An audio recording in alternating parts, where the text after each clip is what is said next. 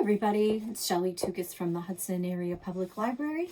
I'm here to do chapter 11 of my novel, Finders Keepers. What happened in the last chapter is Krista and Alex got in big trouble for messing up the cabin significantly before a realtor came to show it off. Of course, they're trying to stop that sale. And the next chapter is called The New Realtor, Thief, and Yonder Gold. And there's a new realtor trying to sell the cabin. And we'll start there. I glared at Sean Weller's picture on the for sale sign. His blue eyes sparkled, and his big smile showed teeth straight as fence posts, bright white fence posts. He said, "I hope you don't have a problem with my sign." The voice was Sean Weller. I dropped the stick I was holding. I thought he was in the cabin talking to my parents. "I don't have a problem with your sign," I said. "I like it. Your sign is big. It gives you the face of a giant." "Well, that's so people can see it from the road," he said. Very smart. Even though I was sweating through my tank top, Sean Weller wore a brown suit with a tie, and his face shined from the heat. I was never ever going to be a realtor personally because I didn't want to steal or sweat that much. He picked up the stick I'd dropped. When I was a kid, we'd find sticks like this and some rocks and use them to play baseball. I frowned. The game is a lot easier with a bat and a ball. Agreed. Sean Weller took a handkerchief from his pocket and wiped his forehead. "I hear you're not very happy about selling this cabin. I understand. It's a great place. I wouldn't want to sell it either." I was suspicious.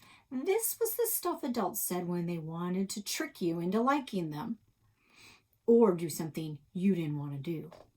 I said, "Then maybe you should buy it and donate it to us." He laughed. "I wish I could do that, and I would if I could. You're Kristen, right?"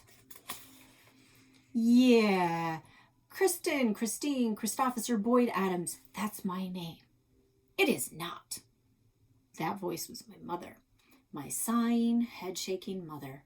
I hadn't heard her come outside. "I apologize for my daughter's manners, Sean.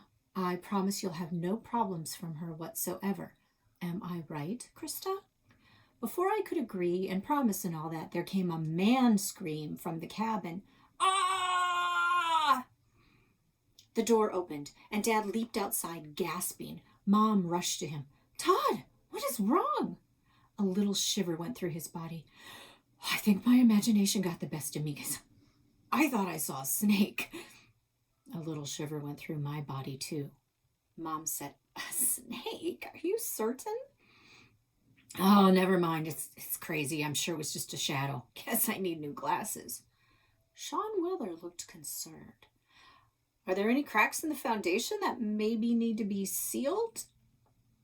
That's when I walked away. It was just messed up. My dad crying, Amelia the princess acting crazy about Hat Nat, the snake escape, a new realtor for the cabin. Even Chase Trugood couldn't fix this mess. And it kind of seemed like it was all my fault. Definitely.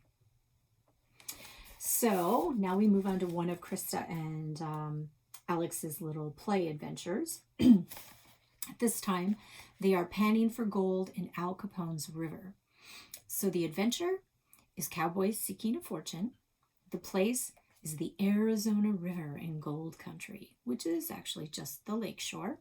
The characters, Chase Trugood and Buck Punch.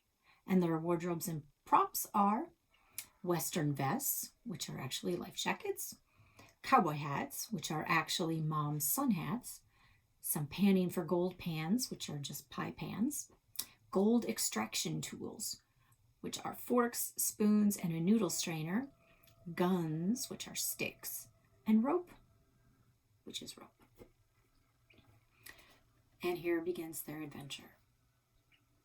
Chase Trugood and Buck Punch have survived many adventures, but panning for gold in your yonder Arizona and Al Capone's own river may be their last. Outlaws hid them thar mountains, along with cowboy killing lions. Buck swept off his hat. Sun's burning me up. Then he spat some chewing tobacco. Can't be given up yet, Chase said. We ain't got no gold. The old-timer had told him the Arizona River was overflowing with gold, but no cowboys were done brave enough to pan it. Capone and bandit assistants Mr. Walt Miller and Matt Splat-That scoured the area, stealing and shooting and drinking and killing and fighting with each other. Worse, Capone had hypnotized Chase's sister Jade and done made her a bandit too. Chase dug her pan in the sand, swirling it just so, and dumped the mush into the sand strainer. Buck, that thar's a piece of gold. Buck licked the rock. Old-timers say gold be tasting like maple syrup. This thar rock tastes like snake soup. Oh, how long can we be surviving with no gold? We ain't got no money for supplies and grits, Chase said. Buck jumped up and pointed yonder. Bandits. It be Capone, Chase. Chase looked yonder where 4 bandits peeked over the rocks. Known as the best shot in Western Territory, Chase whipped her gun and fired yonder. I got Mr. Walt Miller and it done wounded Jade. I might have knocked the hypnosis right out of her head. Chase looked around. Buck? Buck was floating face down in the river. Chase pulled his vest with the strength of a passel of horses. Buck, you done hurt? Capone done got me, right there in the heart. Chase fired more rounds. I got 'em all, right there in the heads. Capone got away, Buck gasped. I seen him galloping on his horse with gold and booze. Buck, all you need is heart rub repair. I bought it from your old-timer at yonder camp because I'm your best buddy. Chase pulled off his pan and vest and smacked her hand against his heart. Thar, you done fine now. My leg. Chase said, what can be done? What can be wrong with your leg? You're bleeding from the chest. I got bit by a mountain lion looking for firewood. Didn't want to be saying. Buck gasped again, and he pulled a rock from his pocket. Been wanting to surprise you. Chase inspected it. What's this thar rock? Tastes like maple. It's gold, he moaned. Enough for you to get a stagecoach back east. Chase said, a real partner wouldn't be leaving you in the Arizona River. If I die, Chase, I want to be dying right here in yonder Arizona. The old-timer can bury me. You just tell him to follow them there vultures. Don't be dying, Buck. For the love of Gertrude, who's Buck and why is he dying? Grandpa stood on the dock, looking concerned. We're just goofing around, Alex said. Want to play, I asked. You could be Buck's grandfather, Mr. Edmund Punch. I'm too old for nonsense, and you got company. That cousin of Matt's is here.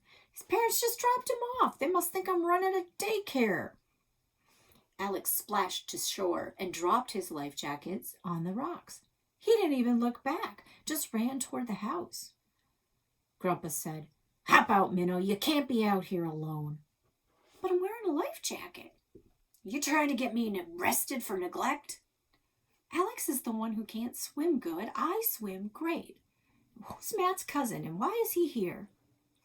Grandpa shook his head.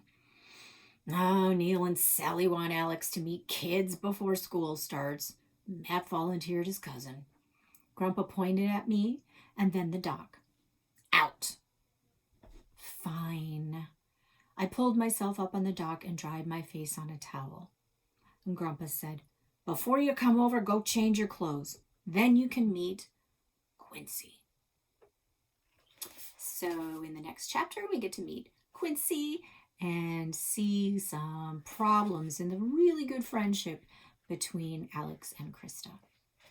Also, check out our YouTube site for other really cool videos, including an interview with author Stephanie Bodine, also known as S.A. Bodine, and as her writing name. She's got some really great middle grade novels from the Shipwreck Island series, so give that a look as well. Looking forward to seeing everybody really soon. We miss you all. Have a good day.